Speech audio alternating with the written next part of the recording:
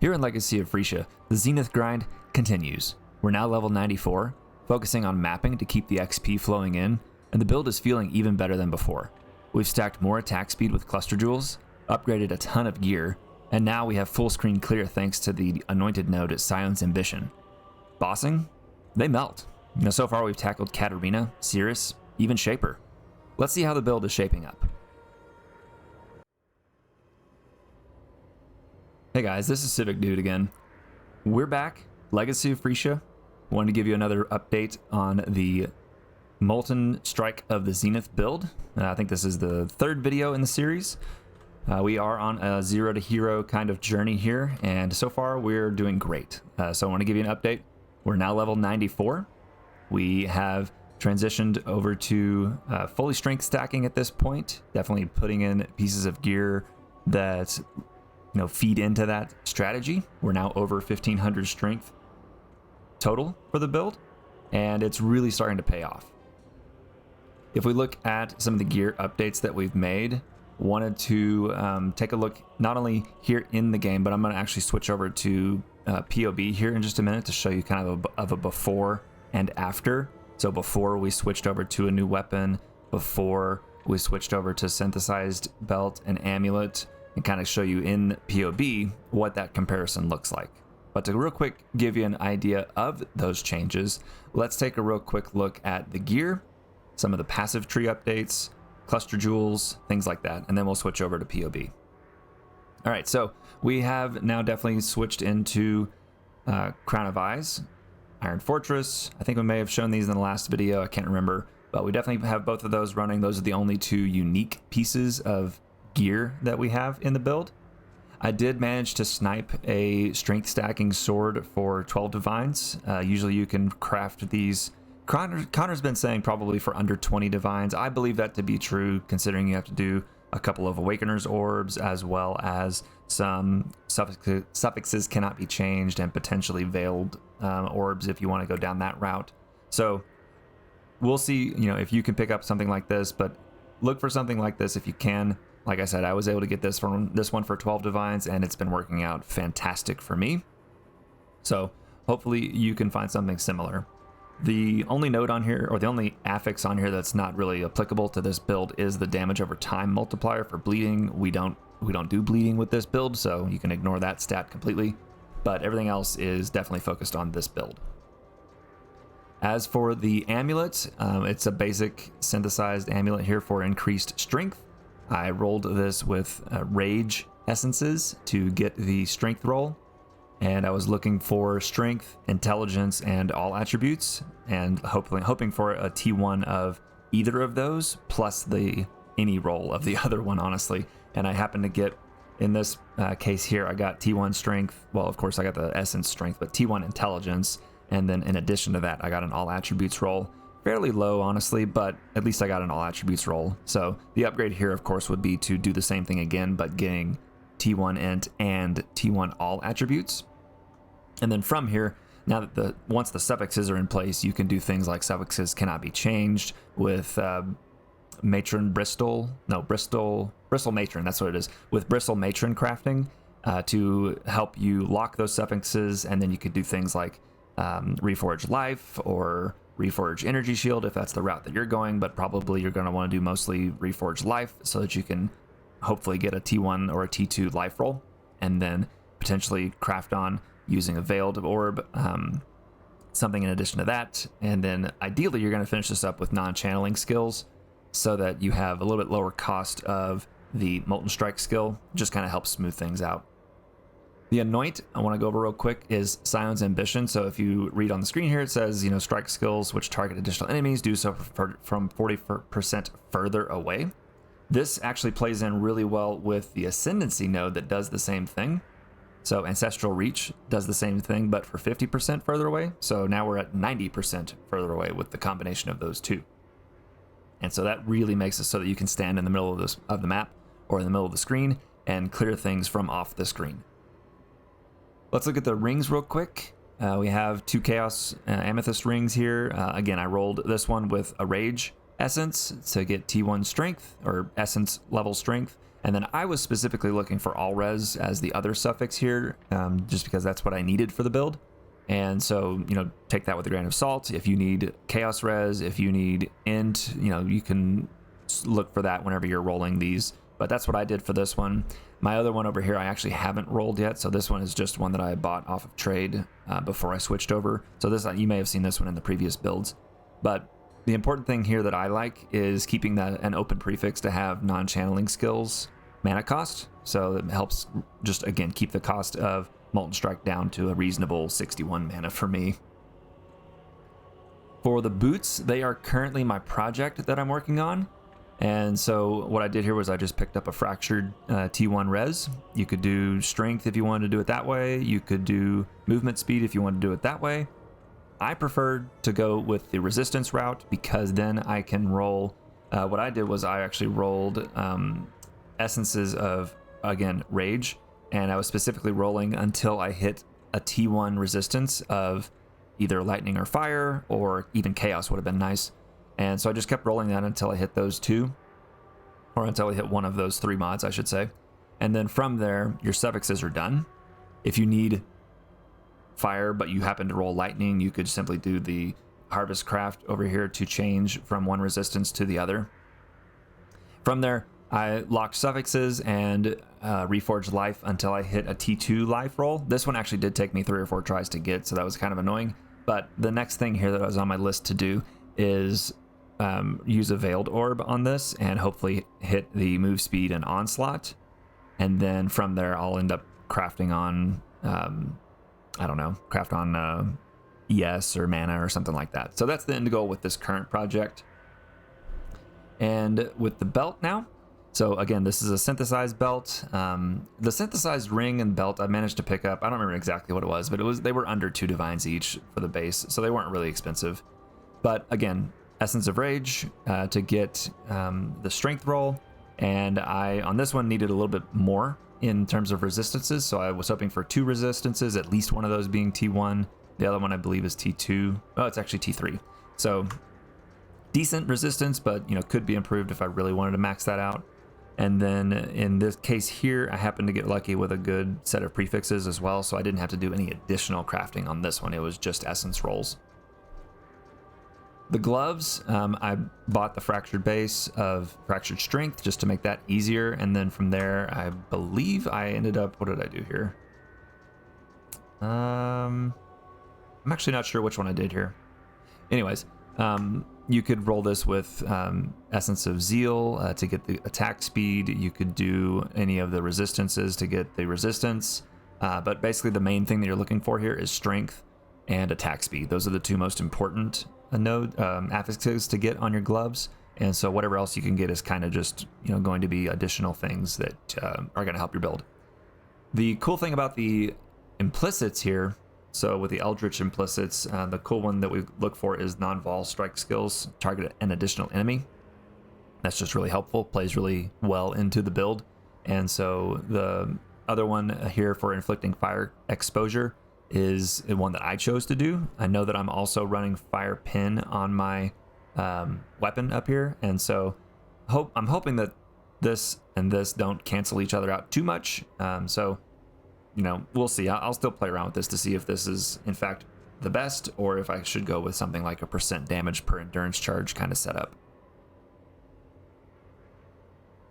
Additionally, I've also switched into a sulfur flask instead of the silver flask because I'm picking up Onslaught on my boots, and so that's how I'm maintaining Onslaught. And so we have triple Ellie plus the amethyst. This one I probably should switch out for an Edziri's Promise, but I haven't done so just yet, so we'll see. I'll play around with that to see if that's going to be something that I really want to do or not. And then the last one here, of course, just is the sulfur flask. Transitioning to the tree now, I wanted to take a look real quick at the cluster jewels. So we're still level 94, so we definitely still have more points to add, like right here in the cluster jewels. You'll see that on the other one down here on the far right. But I have managed to roll 3 of these these 2-handed weapons jewels that all have both of the marshals as well as graceful execution, which basically means that it puts the marshals here in the front. These are really good for attack speed, and so that's why we prioritize those. I actually did hit both of the marshals with a couple different nodes that were not graceful execution, and it ended up putting one of the marshals in the back. So you definitely need these 3 specific ones in order to actually get the marshals at the front.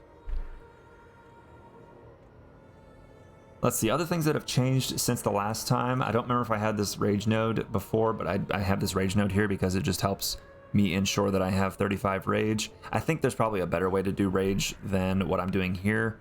I'm also, for what it's worth, I'm also putting a rage support on my leap slam, but I don't like that as much because that requires you to constantly leap slam, you know, like 15 times, 16 times to get 35 rage. And that's not really super beneficial, super easy to do logistically. And so having a node like this definitely helps with that, but I'm sure there's another way that I can get rage that would free up this particular point.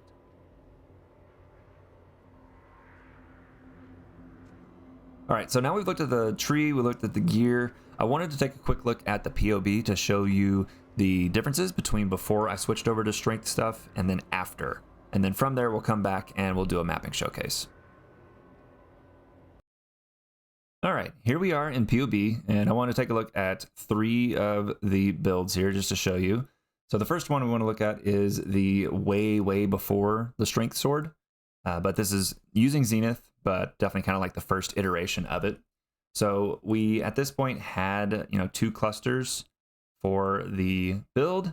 We had some weaker gear. Like you'll see here that if I scroll over some of this gear, it's nothing, no synthesized amulet, no synthesized belt. We definitely don't even have the anoint, Sion's Ambition anointed node here. And so definitely weaker gear. At this point, we don't have the strength stacking gear. So this is, or sword. So this is the elemental sword that we were using before. Definitely an upgrade coming with this one with the strength stacking sword. So we'll look at that in a minute. But you can see here that from this tree, even doing with this lower gear, we were still, 600,000 DPS. I don't know if this is per moltenstrike ball or just total, but you'll just kind of get an idea of where this build goes after we switch over to the strength stacking version of it. So here's version 1. Let's take a look at version 2 real quick. So this is like, I took this right before I equipped all the gear for the strength stack setup. So part of what you'll see here is we have the, actually, let me make sure I get this checked. Okay, there we go. So we have here, make sure it's level 91. That seems right. Yeah, I think this is right. So we have pretty much a similar tree. I did knock off a couple of intelligence nodes and put those over into some resistances for now, because we're now using better gear. So the amulet, the synthesized amulet, as well as the, oh, this is still the old belt. Okay, good. So this is even better. So this is like a halfway step of having the synthesized amulet, but just the regular heavy belt. So no synth gear there. The boots are obviously, again, still not the fractured pair that we were working on in the game earlier. And so you can see here how this is kind of like a stepping stone from the first version that we just looked at. And we'll take a look here at the third one in just a second. But for example, we have the strength fractured gloves as an example. We do still have the elemental sword because this is the pre-strength sword. And so this kind of gives you an idea of where the build can sit. Now we're at 846,000 DPS versus the 660,000. And then once we go into strength stacking sword mode, we now have a third cluster. Let's see, what else would we do? Third cluster, I think this is only 2 or 3 points more than what we had in just the previous one. So we had third cluster. The second one we looked at didn't have the rage on hit node, I believe. So that's also an addition there. I did have to go back and add a intelligence node right here for reasons. But now we've also got on the gear, we switched over to the strength sword. We now have the Sion's Ambition with the synth amulet. We also have the synth belt and the upgraded amethyst rings, as well as the boots that we are working on crafting in the game. And immediately you can see here, we're now at 3.6 million DPS. So much better than it was before. And you can see just how much of a jump switching over to this gear makes for the build. And honestly, this is still very early game gear for this particular build. This build kind of has no ceiling as far as how much money you can put into it, and the damage that you'll get out of it is in the hundreds of millions of range at the top end. And so for this level of investment, this is about what you could expect. So far, this league, I think I've gone through under 25 divines total. So we're definitely still on the low end of how much money we've put into the build, but you can kind of get an idea of just how much output you're going to get from the level of investment into this build. And so I'm going to include all three of these in the video description, just to make sure that you guys have access to kind of see the stepping stone process of how I got from early to mid to where I'm at now. And again, this is not late game. This is still fairly early for this build. Like, I'm only level 94. So definitely still more points to get, more money to spend into upgrading the build. But here's a good idea of how you can do something similar. And hopefully you can take this and run with it and really make something out of it for yourself. So now at this point, I want to jump back into the game and just showcase a quick map for you guys. So stay tuned for that, and I'll be back in just a second.